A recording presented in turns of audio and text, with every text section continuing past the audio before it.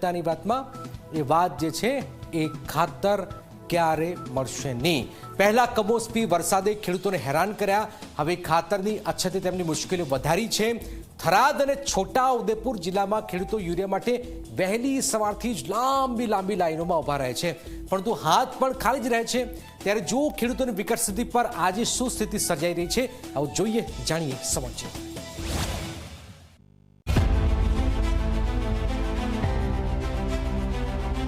6000 metric ton આપણે જિલ્લામાં ખાતર લાવવામાં આવ્યા છે, પણ હજુ સુધી ખેડૂતોને મળ્યો નથી। ધરકંદાણાથી આવીને સંજે આવીને લોભા તે છતાં ખાતર મળતો નથી। પહેલા કમોસમી વરસાદે ખેતીને બાજરી જેવી ભાંગી નાખી અને હવે ખાતરની અછતે ખેડૂતોને ફરી રણકાંડા ખવડાવ્યા છે। થરાદ હોય કે છોટાઉદેપુરના ગામથી કસ્બા સુધી, જ્યાં જુઓ ત્યાં એક જ દ્રશ્ય, ખાતર માટે ખેડૂતોની લાંબી કતારો અને કલાકોની રાહ પછી પણ ખાલી હાથે પરત ફરતો જગતના તાત। ધરકંદાણાથી આવીને સંજે આવીને લોભા તે છતાં ખાતર મળતો નથી।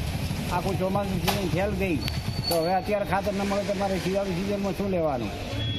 4-5 દિવસે કાયમી ઓટો મારો 5-5 વાગે આવો છે સવારે, કોઈ ખાતર મળતો નથી।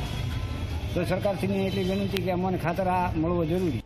યુરિયાની એક જ થેલી માટે ખેડૂતો વહેલી સવારથી લાઇનમાં ઊભા થઈ જાય છે। કેટલાક તો રાતના 4 વાગે જ લાઇન પકડી લે છે, પણ વરસાદ જેટલી અનિશ્ચિતતા તો ખાતર મળવામાં છે કે ક્યારે આવશે, કેટલું આવશે અને અમને મળશે કે નહીં, એનો કોઈ જવાબ નહીં। ખાતર લેવા માટે અમે 4-5 વાગે ઉઠીને 3 દિવસથી આવા છે, ખાતર મળતું નથી। સરકારશ્રીને વિનંતી છે કે ખાતરનો જથ્થો પૂરતો મોકલાવે તો ખેડૂત ખાતર નાખે ને ઉત્પાદન લે ને, ચોમાસું સિઝન ફેલતી છે, ખાતર મળતું નથી। ભાઈ 6000 મેટ્રિક ટન આપણે જિલ્લામાં ખાતર લાવવામાં આવ્યા છે, પણ હજુ સુધી ખેડૂતોને મળ્યો નથી। ખેડૂતો કતારમાં આવીને સવારના 4 વાગે ઊભા રહે છે, પણ ખાતર મળતો નથી। અમારી ચોમાસું સિઝન ફેલ ગઈ છે, ચોમાસું સિઝનમાં ખેડૂતને કશું મળ્યું નથી, બધું રમણ થઈ ગયું છે। હવે શિયાળુ સિઝનની વાત છે તો શિયાળુ સિઝનમાં ખાતર નથી, એટલે ખાતર વગર ઉત્પાદન મળશે નહીં ખેડૂતને, અને ખાતર વગર ઉત્પાદન નહીં મળે અને ઉનાળુ સિઝનની અંદર સરકાર કેનાલમાં પાણી આપતી નથી, એટલે પાણી આપે નહીં તો ઉનાળુ સિઝન પણ ખેડૂતને મળતી નથી ને ખેડૂત કરે છે કઈ રીતે? છોટાઉદેપુરના રંગપુર અને રાટ વિસ્તારોમાં સ્થિતિ સૌથી ગંભીર છે। મકાઈને યુરિયાની તાતી જરૂર છે, પણ જતનપૂર્વક ઉછરેલા પાકની સામે હવે ખાતરની અછત મારી નાખશે। મકઈ પકેવા સારું આવે, મકઈ પકે ખાતર વગર પાકતું નહીં, એટલે પછી ખાતર નાખે એટલું પાકે।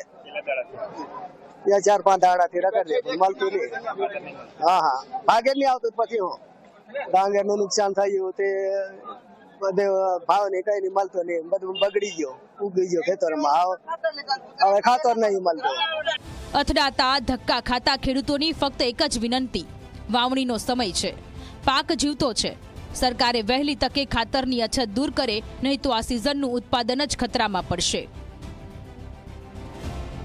20% ખાતરનો કોટો ઓછો કરવાથી પૂરેપૂરું ખાતર મળતું નથી, અને જે ખાતર આવે છે તે પણ અઠવાડિયે 15 દિવસે એક ગાડી આવતી હોવાથી અને મંડળીના એક ઈમાનદારીને કારણે પબ્લિક અહીંયા વધારે ઉભી રહેશે।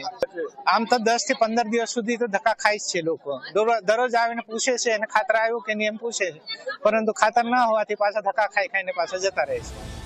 કમોસમી વરસાદની માર પછી ખાતરની તંગીએ ખેડૂતોની મુશ્કેલી પર વધારે ઊંડો ઘા લગાવ્યો છે। જમીનને ખાતર જોઈએ, આવી લાંબી લાઈનો નહીં।